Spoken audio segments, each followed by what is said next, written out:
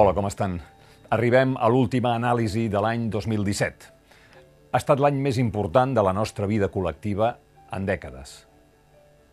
Els atemptats a Barcelona i a Cambrils, les urnes i les pallisses de l'1 d'octubre, la vaga general del dia 3, el bel·licós discurs del rei, la breu i desconcertant vida per a la República Catalana, les presons, la victòria de l'independentisme al 21D, tots aquests esdeveniments no tan sols apareixeran als llibres d'història, sinó que marcaran la manera com veuen Catalunya i la seva relació amb Espanya un parell de generacions de catalans ben bé.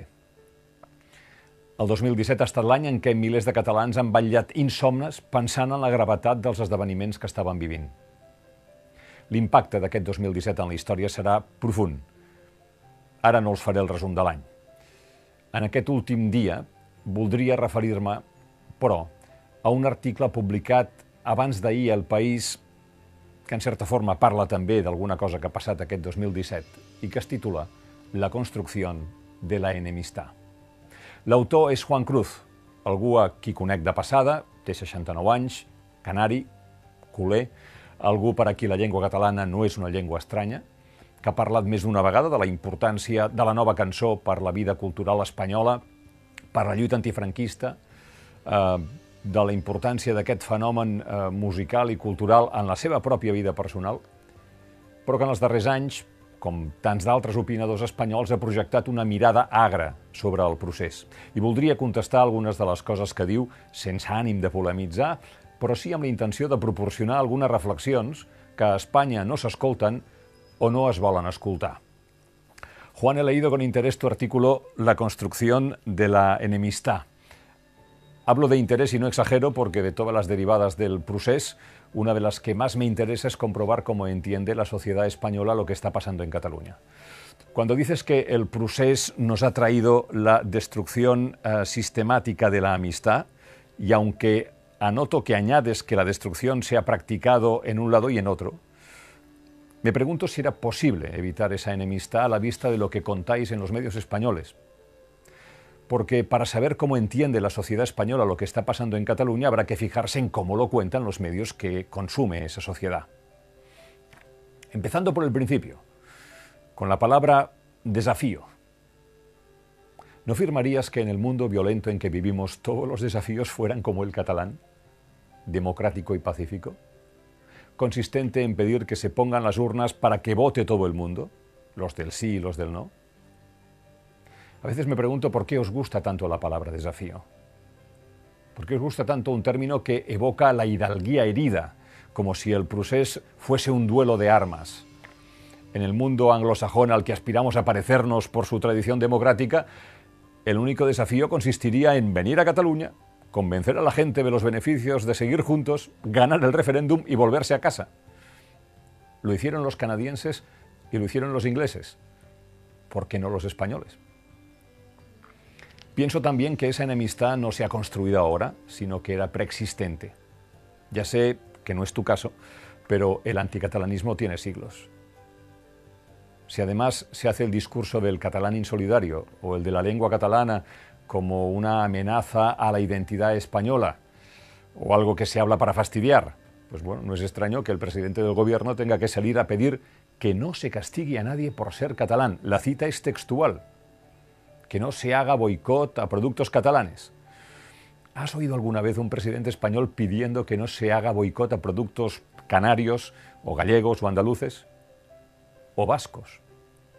¿Recuerdas el grito de "a por ellos" con el que algunas personas despidieron a los policías y guardias civiles que venían a la represión en Cataluña? Ni en los peores años de los asesinatos de ETA, casi nadie osó flirtear públicamente desde la política o desde los medios con algo parecido a la vascofobia. Meterse con los catalanes, en cambio, parece que no solo es gratis, sino que da votos y aumenta audiencias. Te pondré un ejemplo doloroso, creo que para ambos. Al día siguiente de la manifestación en Bélgica de apoyo al presidente Puigdemont, El País publicó en portada: "El separatismo pasea su odio a España por las calles de Bruselas". Te aseguro que ese titular me heló la sangre. Escribí que era de lo más importante que se había escrito en un periódico español desde 1977 para acá. Me heló la sangre primero porque lo del odio por las calles de Bruselas de aquel día era mentira. Y segundo, porque siempre ha sido mentira que en las manifestaciones millonarias que hemos tenido en Cataluña en todos estos años se haya vivido odio a nadie y mucho menos a España. La inmensa mayoría de los catalanes que votan sí en el referéndum no odian a nadie, porque el procés va de ilusión por construir una vida mejor para todos y porque hay centenares de miles de catalanes, también entre los que votan sí, que tienen raíces en España, que desde luego hablan español y quieren que lo hablen sus hijos. No hay odio a España y esa mentira duele. Duele porque nos deshumaniza, porque nos convierte en enemigos, porque es el primer paso para podernos atacar, que es lo que pasó con la policía en el referéndum del 1 de octubre. Las mentiras del gobierno de Rajoy, no ha habido referéndum, son fake news. Las mentiras de los medios duelen más que los golpes. Golpes que, por cierto, no ayudaron demasiado a construir una amistad. Como no ayuda a ver que se ha encarcelado políticos elegidos democráticamente, pacíficos, bajo la acusación de ser violentos, bajo una acusación que la justicia española no se ha atrevido a sostener ante la belga. Puedo entender que sientas tristeza al ver que alguien a quien aprecias te diga que su felicidad y su futuro estarán mejor atendidos si deja de vivir contigo. Bueno, pero eso es lo que creen y votan miles de catalanes después de haberlo probado todo con España y sentirse tratados con desdén. No sienten que el Estado que pagan les proteja. Al contrario, creen que ese Estado trabaja en su contra. No te voy a aburrir con ejemplos a propósito de ello. Y además creo que están en su derecho de pensarlo y de construir un proyecto político alrededor de esta idea. Te diré más, incluso te diré que proponerle al Estado español un referéndum es una manera muy adulta de tratar al Estado. Es confiar en su capacidad de encaje democrático, de pensar que se sentará a la mesa, de decirle vamos a resolverlo, hablando y votando. Y sin embargo, las únicas respuestas que hemos recibido han sido, por este orden, la ignorancia, la burla y la violencia, o la ley del más fuerte. ¿No podemos ser amigos porque queremos votar nuestra relación? Si decimos en voz alta lo que pensamos, Barcelona deja de ser una ciudad cosmopolita y los catalanes unos tipos creativos o que hacen cosas, como decía Rajoy. Te dejo una frase de Robert de Ventós para acabar. Para abrazar hay que ser dos. Llibertat per a Jordi Cuixart, Jordi Sánchez, Oriol Junqueras i Joaquim Forn.